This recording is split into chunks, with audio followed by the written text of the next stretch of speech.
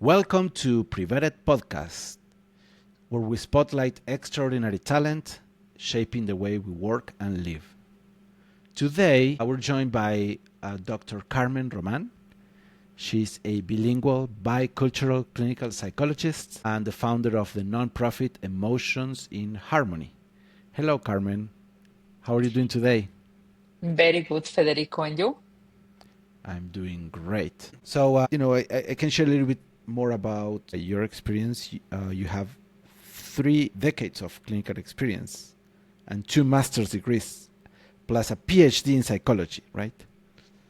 So, You can tell I love psychology. yes. So, So, I think it's for the audience, it's very important to hear you because of you have all this experience in psychology, and that's what we're going to talk about, right? So you're working with you're helping people to overcome anxiety, trauma, and depression, right? And also you're helping people to prevent burnout, right? yes, correct. Great. Yes, I have been a psychologist since I started in college studying, since I was 18. And of course, I start practicing like 3, 4 years later, like at 21 years old, 21 years old in Mexico. And I started actually as more a little as a family therapist. I did a lot of family therapy, and then I moved into individual to children, adults, and eventually I settled on couples therapy. I like a lot to do couples therapy and individuals, any 18 years old and older. I abandoned a little bit the work with children. With families, I get to work with the entire family with children too. I did 15 years in Mexico of therapy. I work as a psychotherapist and teacher in psychology in master's degree and bachelor degrees programs. And then I got the curiosity of going to the United States for a particular program that I wanted in transpersonal psychology. And to my surprise, the license doesn't translate to the United States. So I needed to start from scratch again. So I needed to do another master and then the PhD to get the license. Um, Interesting. yes. I I understand that there are equivalencies, right? That you can some knowledge Mhm. can be, but or you have to make a leveling exam, right? What you're saying is that you Not, had to start from scratch.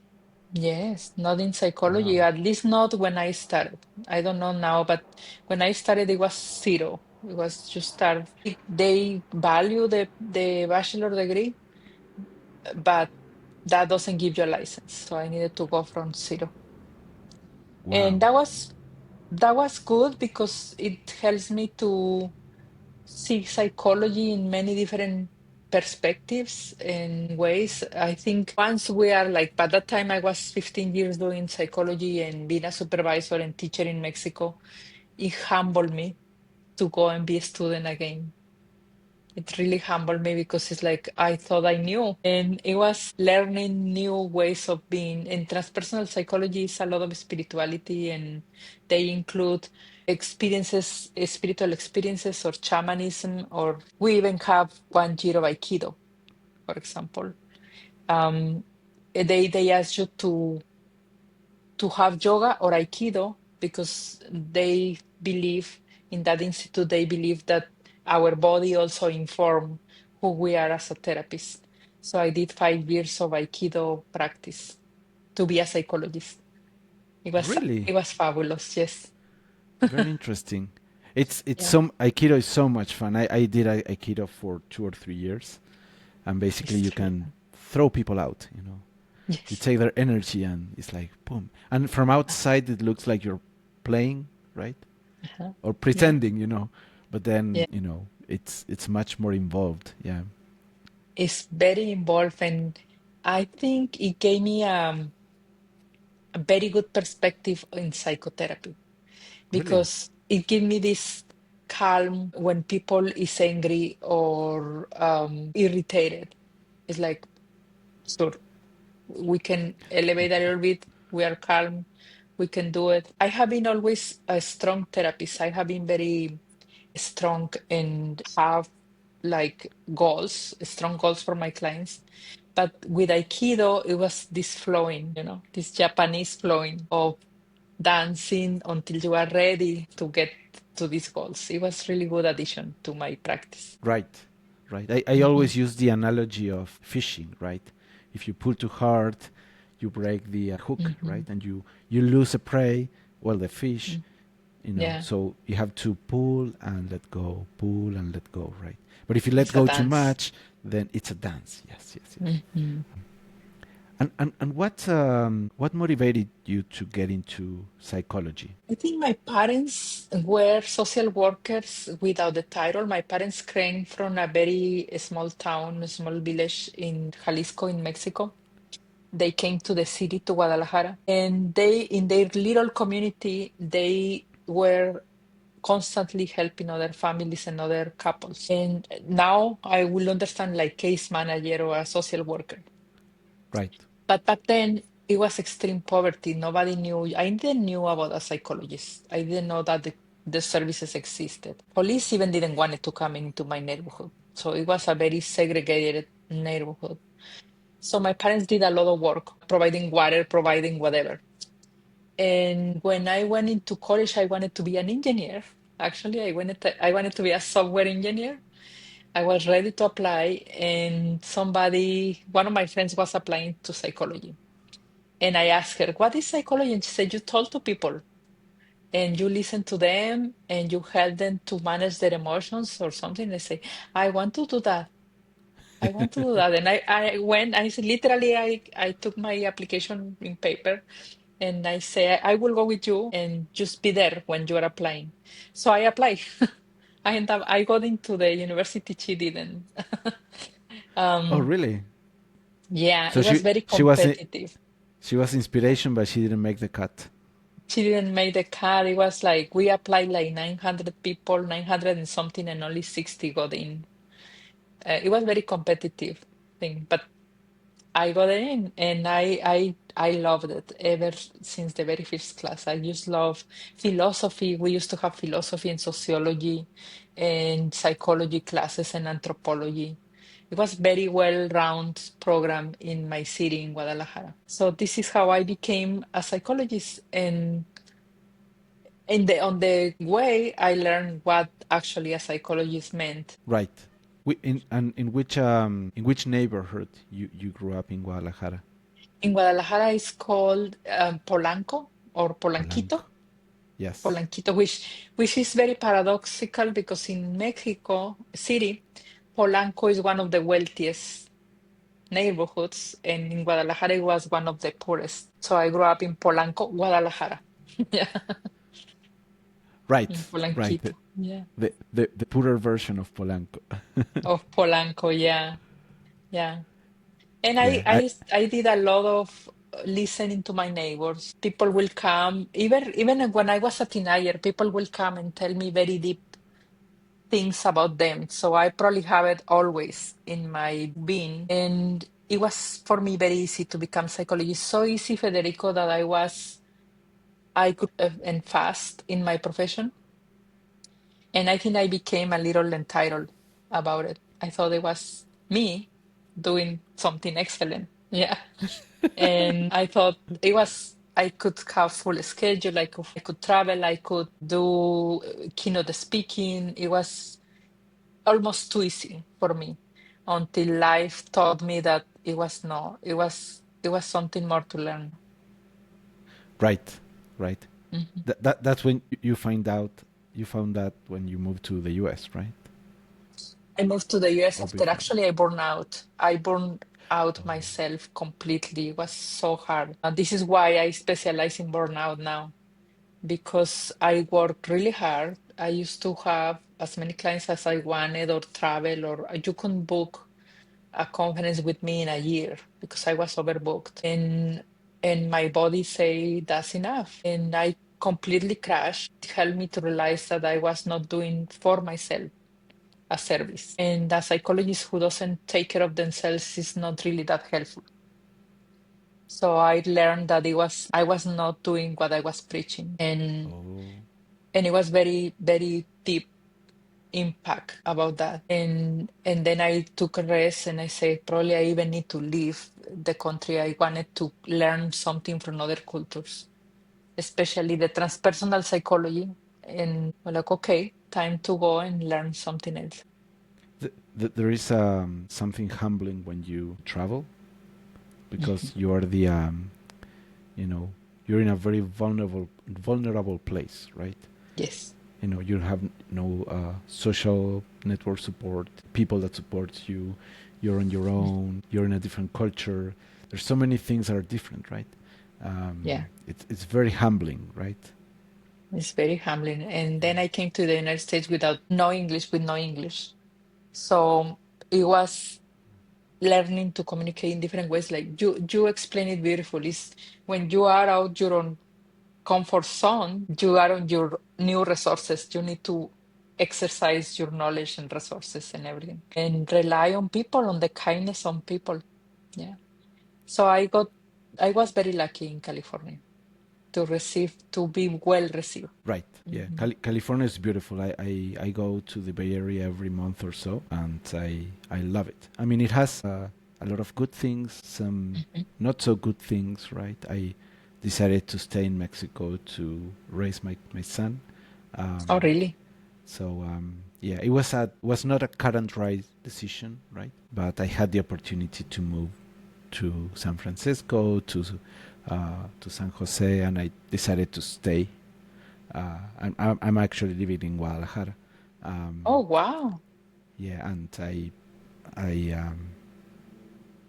yeah, and you always wonder, like, did I make the right decision? Did I not? Right, the pros and cons, right? Um, Yes. because it's not easy, right? I mean, for me, it would be a great place to be, but I don't know if it would be the best place for my son to be, right? So that's why I decided to stay here. Actually, Federico, this is a question that a lot of parents have now Right. and parents who are multicultural, because it's not a secret that many people is living in the United States or intend to live the United States, and couples are asking themselves to, if I take my son or my daughter or my children to another culture, will they be as multicultural as California, for example, has to offer? And my answer is they will be with you. So by default, they will be multicultural. Because once we have Right. it in our being, we transmit that. Yes. Yes. Hmm. Yeah, as I said, it wasn't like a cut and dry decision. So I Hmm. see a lot of benefits to be in California for raising a kid, a lot of cons, right? But as you say, the multiculturalism goes with us, right? Goes with us. Um, yes, yes, and they are exposed to different things regardless of the place where we live, right? Hmm. Hmm. I Yeah. I actually I was living in I grew up in Buenos Aires, right? In Monte Grande is a small town, little town, similar to what you mentioned about Condesa, right? It Polanco, was Polanco. sorry, Polanco. I apologize. I, I was thinking about Yeah, Condesa. Condesa is Yeah. another, you were good on that. I made the wrong connection. So Condesa is another neighborhood Another in neighborhood. Mexico City Yes. that it's Yes. That is very fancy. famous. Yeah, it's fancy as well. Yeah. So, So when I grew up, I had cows a few miles from my house, right? So we're on the edge, similar to Mexico City, outside of Mexico City, right? The suburbs. So the suburbs sounds fancy, but it's more, the not so fancy area, right? So my vision was limited to because I was living in a small town of 40,000 people. So they have the culture of a small town, but the problems of a big city because the city was a dorm city. So people would go to sleep there and work in the city. mm, Everybody would be like, gossiping like small towns. A lot of the problems of small towns, right? mm, mm, mm. Um, so then eventually I got a job at Microsoft. I did my first startup at 16 and then eventually got a job at Microsoft. So all of that process changed my vision of the world a lot, right? So I think that traveling gives you that, right? Regardless of where you stay to live, right? If you travel, you see other places, right?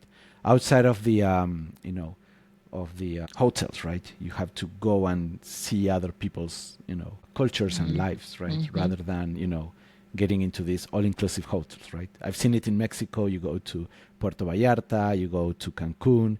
They have these beautiful places, but resorts. That's what I was looking for. They have these beautiful resorts, but that's not.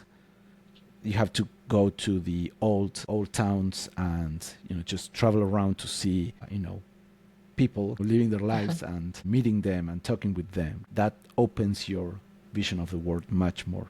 I have a similar analogy. I like to drive motorcycles and do long distance travel, right? I used to do that more. Now I'm doing it less because I'd rather go out with my family. But Mm-hmm. the idea is when you go out on a motorcycle, you're exposed to everything, whether, if it's hot, if it's cold. And then you can have a very expensive motorcycle, right? But when you are in a car, right, you are within a safe space, right? You're within the frame. You see everything through a glass, right? So that gives you a sense of safety and entitlement, right? Because when you ask for directions, you lower down your window, and now you're seeing people from the top, right? And you have this space that protects you, right? Ish, right? And if you have the car, talks a lot about you, right? So people see you in a, big truck or whatever, and then that projects who you are, right? More than in a motorcycle. You can have an expensive motorcycle, but still you're sitting down. You're sitting down, so you're looking up people, right? Because you're down, right? And that situation of classism based on the vehicle doesn't happen as much, right? Plus, you're exposed because you're there. You Mm-hmm. don't have a frame. You don't have a glass protecting you, right? And you're in a vulnerable position because you don't have any, you, Mm-hmm. you don't have food, you don't have water, or very minimal, right? So you depend on every time that you go. You depend on the people in the town to support you, right? So you have to be extra nice, right? Because Yes. of that situation, right? So you know, that way I met really great people, right? Much more than when I'm traveling in a car or when I go to a resort, right? Because you have these layers of protection that doesn't Yeah. allow you to deeply connect with what's going on. Mm-hmm. And the same applies with we met one Japanese traveler that was traveling in bicycle, and he was sleeping in the back of a gas station. He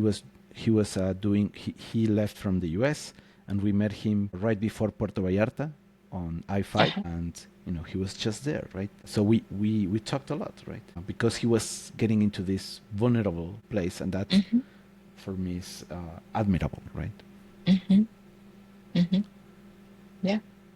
Yeah. This is I have I'm very grateful of the multicultural experiences that I had, that I put myself in the position, could be, yeah, Right. or the way I approached my burnout, yeah, because it was like, okay, this is time for changing something deeply, yeah, Right. and I don't wish burnout for anybody. It's so awful, but at the same time, it's also a harsh stop in the way you do or the way you move or whatever you do. Your body is, I think our body has this wisdom to say that's enough. And you mentioned at the beginning, I work with depression and anxiety Right. and stress. And for me, I have for me, it's a continuum. Stress is the beginning, and a well-managed stress is desirable because we want that kind of stress. When you go into a motorcycle trip, you will have new things to face. And that is stressful and that's good. Control stress, let's say, or Right. manageable stress. So if you learn to manage your stress, it's fine. And you will learn to expose yourself to stress, is fine. But sometimes we get overwhelmed and anxiety comes in, or we get or we get that loneliness or that sense of loss, and it's overwhelming too, and depression comes in. It's a stop in your life. Anxiety and depression is a heavy calling to say, hey, what are you doing? And then after that comes burnout, I think. So Burnout is the depletion of everything. Yeah, burns out is the body tapping out and saying, I am done I'm done. Yeah. of carrying so much stress. Hmm. Yes. And what are the recommendations that you give to people to how to overcome burnout? Or what are the recommendations you suggest to not overcome, but first dealing with them, right? Dealing with Yes. burnout. I think the first thing that I ask them is to acknowledge that is happening, because normally people who experience burnout are the more, how do you say, testarudos in English, more stubborn. Stubborn, yes. Stubborn, yeah. We are, it's our personality, yeah. So we are the most stubborn people. And the most difficult to recognize is that this is overpassing my limits. So first of all, recognizing that we have limits, social, physical, mental, we have limits. And two, it's not in our head, it's happening. Yeah, it's not, I'm not inventing that, it's happening. It's why I'm so tired because you worked 80 hours this week. Yeah. Or why I am sleepy because you didn't sleep well during the week for working or doing or whatever you were doing. So recognizing, addressing symptoms one by one. And what I mean by that is addressing insomnia or addressing the tiredness or addressing the lack of food or nutrition. It will require different tools and systems. It's not one response to everybody. It's like, do I need to address first my insomnia, or do I need to address first my lack of nourishment, physical nourishment in my body, or my lack of rest, or my overstimuli in the electronics or whatever it is? So make really a note of what you overdid it, and then address that particular.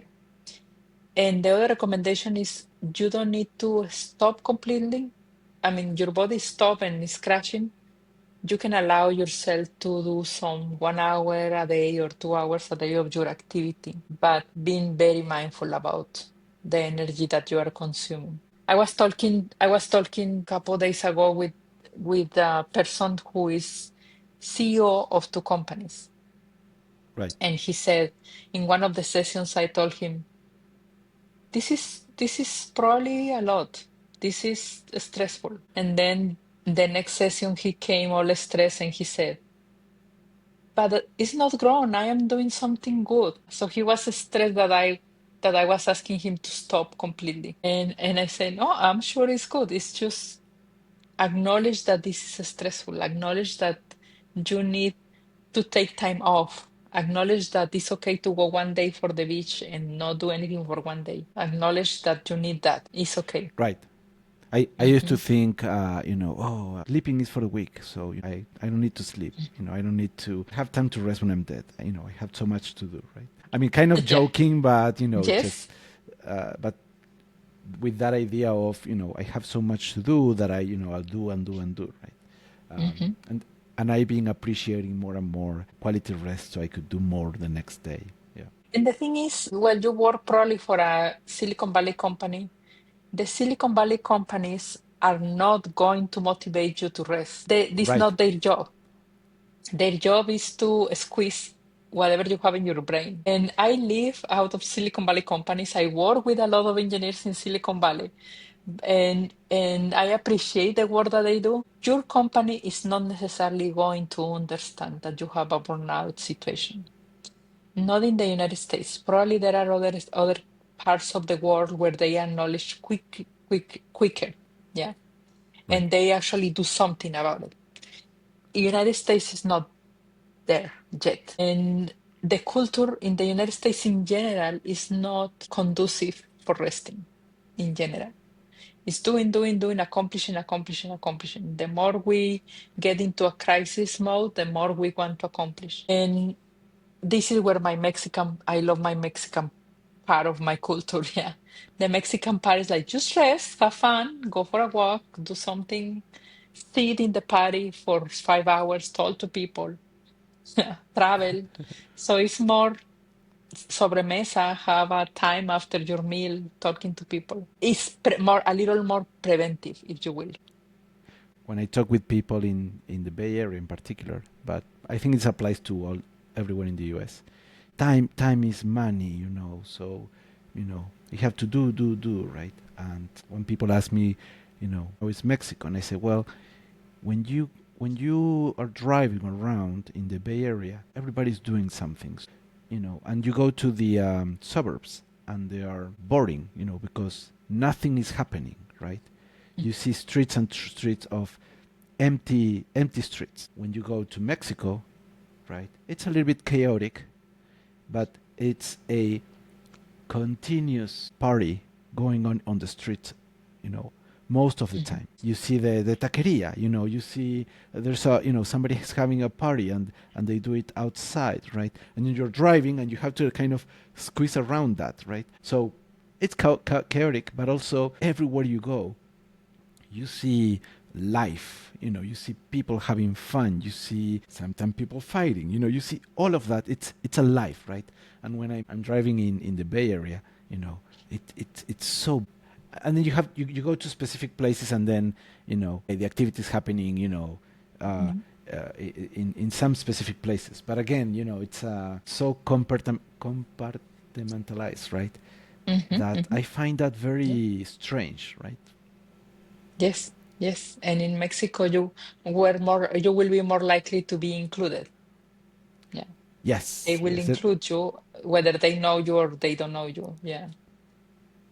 Yeah, they Yes. say tu casa, mi casa. Your house, my house, your house, right? Yes. Yeah, it's a saying, but it's also a meaning, right? They're opening your house to Mhm. you, right? Yes. We just actually, my husband and I just recently moved to Vallarta. This is what we are moving right now. Oh, We are nice. moving to Puerto Vallarta, and the reason is we want to recover that life. We want to recover that balance in life. And of course, we have both our businesses in the United States, and of course, everything will be back and forth probably. Yeah, but it is important to have something more than just being in the Bay Area working. Yes, I mean for work, I think it's great. I usually, when I go there, I go in work mode, so it's me and Mhm. just Mhm. doing business development. But I know that when I come back to Mexico, I have my friends and my family, and everything is Mhm. is much more uh, personal, right? Yes. In one of the things that I notice in the U.S. is that the kids leave the family household when they are 18 and they go to study at universities and whatnot, right? Most of them has a lot of you know narcissistic, self-absorbed lifestyle for a while, right? Until they graduate, and then they start like taking professional work, responsible professional work, right? Mhm. So they kind of see it that way. All the excess happen within college, and then when they move, they graduate. Now they are fully responsible adults, right? Or that's kind of the expectation, right, that they have. That's the Um, expectation, yeah. so the values of the kids are defined by the college, not by the family, Yeah. right?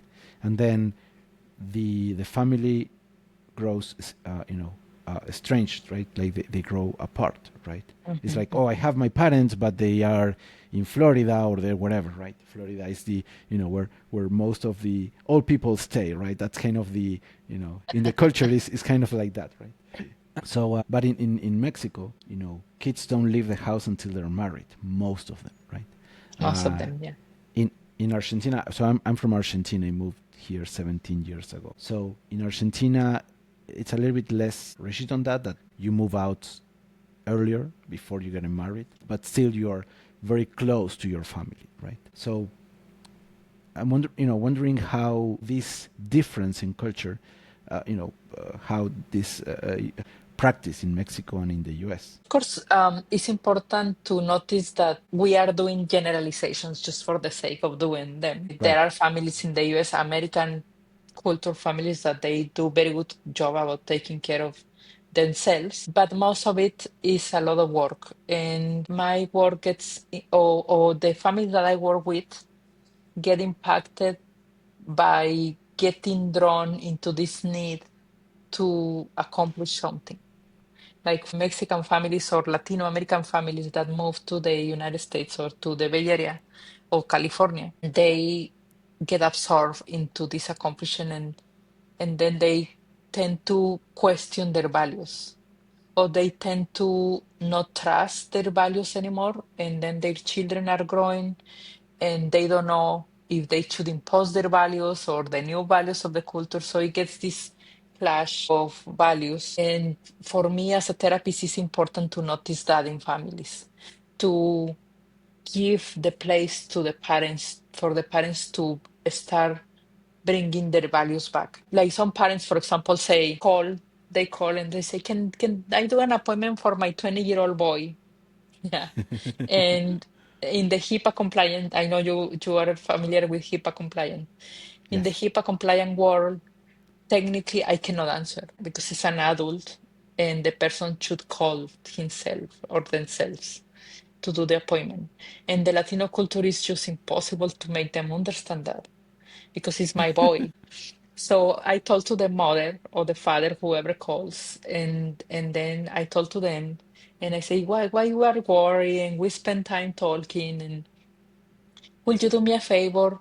Do you think your son or your daughter wants to therapy, wants to do therapy? Oh, they will. If I do the appointment, they will come. Like, do you think they will do it? Because if so, it's important for them to call. Legally, I cannot give you the appointment, but let them call and we figure out from there. And they still want to be knowing and paying the session and all of this. They still want to be extremely involved. And sometimes we just allow the family, if the young person wants, we allow the entire family into the session. That's okay. Sometimes I teach them to say, no, mom, you need to stay. It's my session. So it's a lot of going with the culture, but respecting that need from the parents. And then the parents say, well, why I will not worry? My boy is only 22-year-old and it's not okay to go that far in the college. And somebody in San Jose told me my daughter got admitted into Stanford. And from San Jose to Stanford, it's an hour and a half with traffic, yeah. Yes. And but we are not letting her go because she's leaving the house. So it was a process to help that family to understand the importance of that kind of education. So I say, some parents, very, very worried parents that are kings or presidents of other countries, they need to let their children come to Stanford. So probably you can do the same with your daughter. So how you can make it work. So it was a lot of process. But this is how my work gets into the therapy session is to meet them, to meet the generations. Or sometimes in the family session, I will have in the couple session, I will have people who doesn't speak the same language. So we need to, sometimes my job is translating literally in the session. Yeah.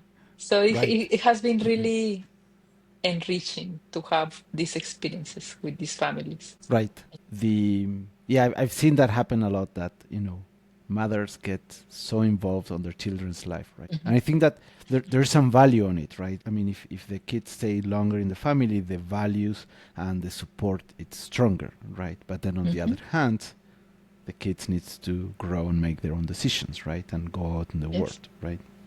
Yeah. Yeah. So it is a dance again. It's a dance of allowing families to embrace both cultures or to embrace the number of cultures they are in.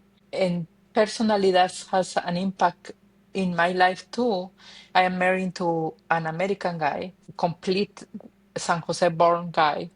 So I need to play that with ourselves too. We are a multicultural couple and we bring a lot of multicultural aspects to our couple, to our relationship.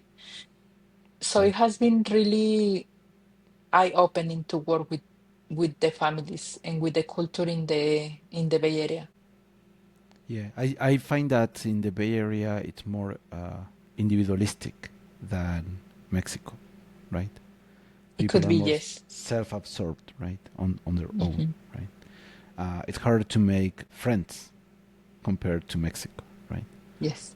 Um, there's also the the age difference, right? Like when I was 20, it was easier to make friends. Now I'm 40, it's hard to make friends everywhere, right? Because Yes. my values are more, are rigid, I guess, right? And also the young generations, like they will make friends in high school, in middle Right, school, high school, and college. And they will make friends for life because once you are separated from your family, your college friends becomes your family sometimes. That I see in younger generations now is that the pandemic totally messed up with that. So the pandemic in the pandemic for college students was harder to make friends if they were doing only classes online. And some professions are harder than others to learn how to mingle and do friends. So some sessions we really spend time literally working on how the person can make new friends. Like step number one, do that. Step number two, until they actually develop some kind of new relationships because a friendship takes a long time, but some new relationships. So it is tends to be more individualistic. It values individualistic assets. Yeah, it values performance or focus or being able to accomplish on your own. That can be diminishing for and for your life if you don't pay attention to balance your life. right, right. It can be very, very damaging. Yeah. So engineers, I don't know, software engineers tend to have a lot of trouble socializing. Yes, it's hard for Because software engineers. for software engineers, see, because they also tend to work hard with computers, which they can, and computers can be fun. So sometimes you don't need friends, especially with the new computers, with the new technologies. So software engineers, not only from the US, but from many cultures, they tend to have challenges to socialize. We care more about things than people, Or and it's a pets. very not individualistic, but very lonely, uh, Hmm. activity, right? Because it's you and Yes. the computer, right? And Yeah. you're building stuff, but it's just you and the computer, right? So yeah, I think I mentioned this before. I'm an introvert by nature, but push myself to become extroverted, right? Mhm. So and it was this moment where I was like, if I don't go out and talk with people, then I am missing out all the things that I could do, right? All the things that I could accomplish, and grow and whatnot. So it was, but it was a conscious decision and a conscious, continuous effort that I had to do, you know. So Yes. so yeah, I agree that engineers, we are. It's hard for us to talk with people. Uh-huh. Uh-huh. Yeah. And it's part of the profession, so it's harder. It's a more conscious effort to do this balance. Right. And you also talk about self consciousness, right? Is that part of the getting out of the burnout?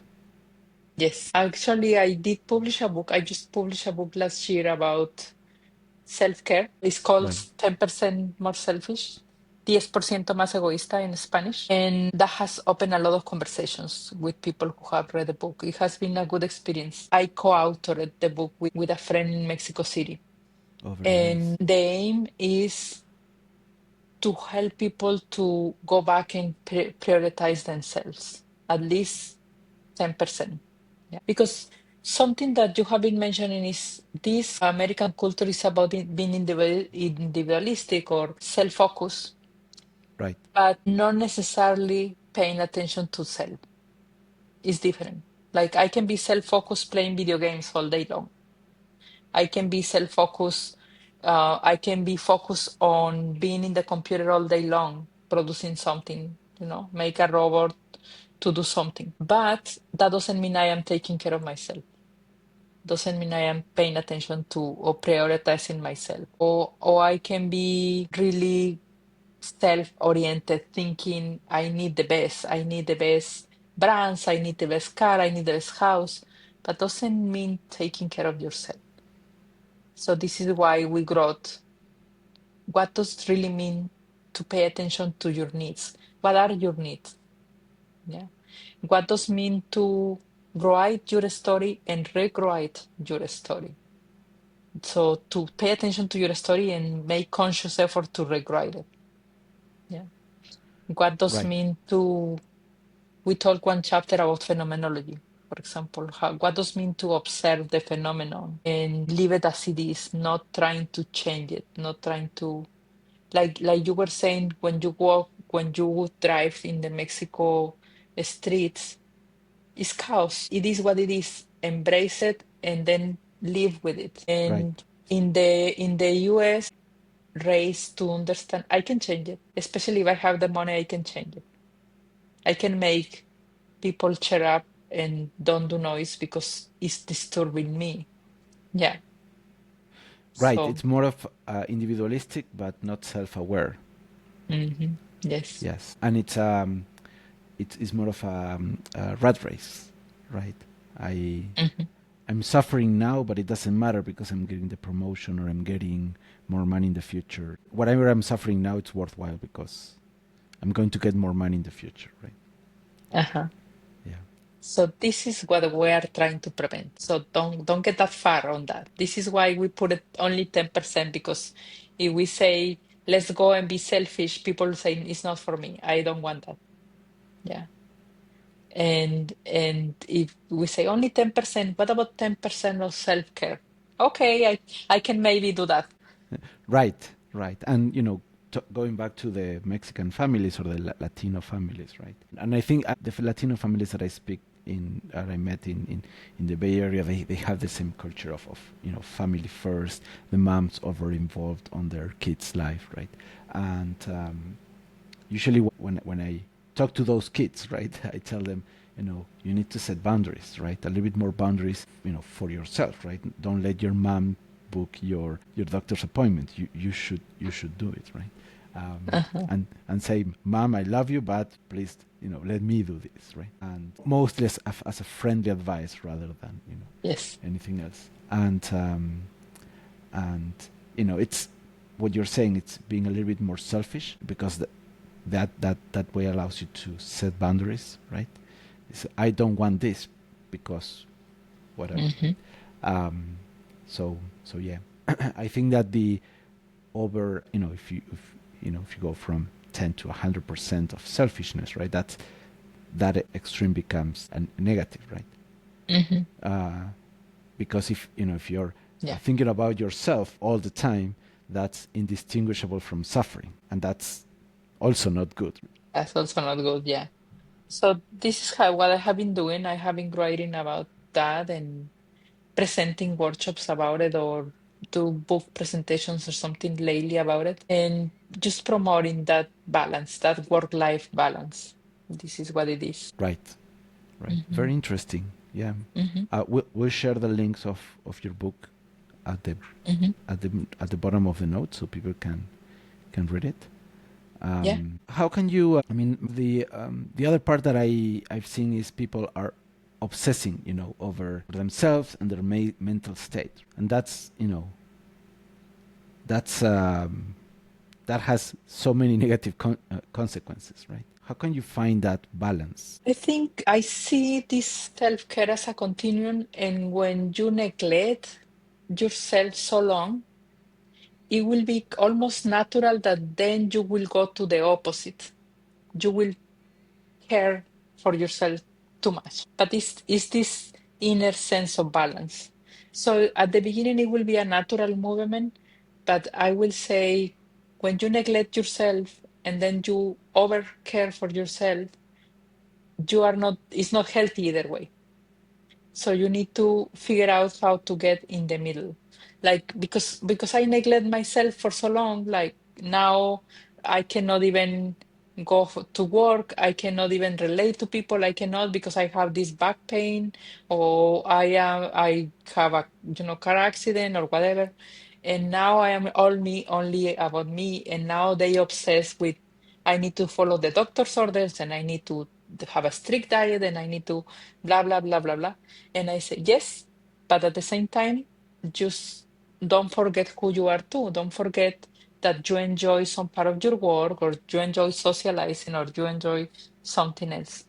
So this is how I call for balance. Is going to the opposite is not healthy. Yeah, I used to neglect myself. Then I focus more on myself, and Hmm. then what worked for me is to also have the duties of the family and the duties of the community. Maybe that it's not a duty because it's a self-imposed duty, I guess, right? Hmm. Uh, but having the responsibility of a child that changed, Yes.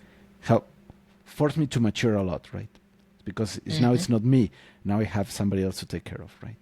That it's so Yes. vulnerable, and then eventually doing something similar with the community, right? Like I'm running Hmm. an off-road community. I'm helping people. I have a company. I'm helping people get a better life, a better job. We're able to give them salary increases, right? And seeing how they change their life, and it's a responsibility. So in a way, it's a burden, right?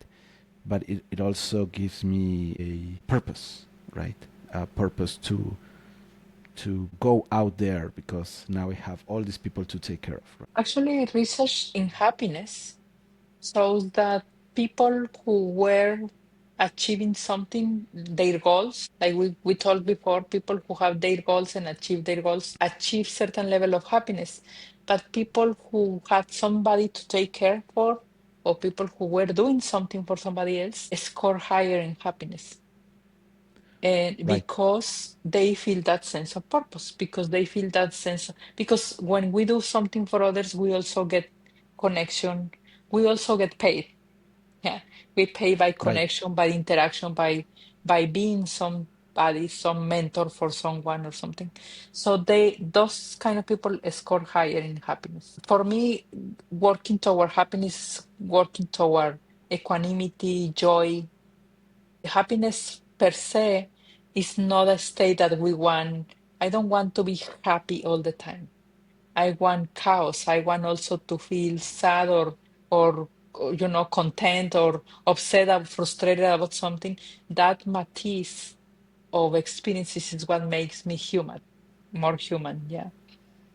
But I want to know that route to get happy, and to work and visit it quite often. I want to do that. I just don't want to be stuck on that, because that will be a fake happiness. Yeah. Nobody is in the happy land forever. So Right. Right. this is why doing something, having a purpose, it is more enriching life. Yes. Yes. I mean, um, you can be sad, of a situation. Somebody, a loved one can, Hmm. can can die, and you can be sad because of that. Hmm. But you can be overall happy, because you have a Hmm. fulfilling life, right? Yeah. Yeah. So happiness is not. You mentioned Puerto Vallarta. It's not.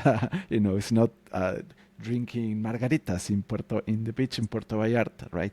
Because Yeah. that sounds lively for that sounds great for 5 minutes, but then becomes boring and then becomes hellish.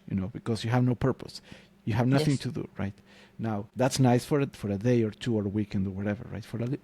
For some time it's nice, right? But then coming back and doing something that has purpose, right? That it's fulfilling in the long term, but also it gives you uh, immediate pleasure, right? You're doing something that you Mm. enjoy doing, but also has a significant purpose, right? Yes. Yes. Yeah. So this is my work in general about. Very nice, very nice. So Hmm. I always talk. I'm more on the technology side. I talk about technology a lot, and I think it's refreshing to be able to speak more about people and how how people can have fulfilling and enriching lives, right? Yeah. Yeah. So I think it's Yes. amazing what you're doing. Thank you. Thank you, Federico. And thank you for the opportunity to be here in your podcast. Yeah, absolutely. Happy to have you, and I'm looking forward to learn more about what you're doing. I'll read your book when I have when I have time. I'm finishing writing my book. When I'm co-authoring a book about creativity, so I have that priority. After I finish that, I'll read Mhm. your book. Excellent. Um, yeah, I find very interesting. I think I mentioned it before the call that I've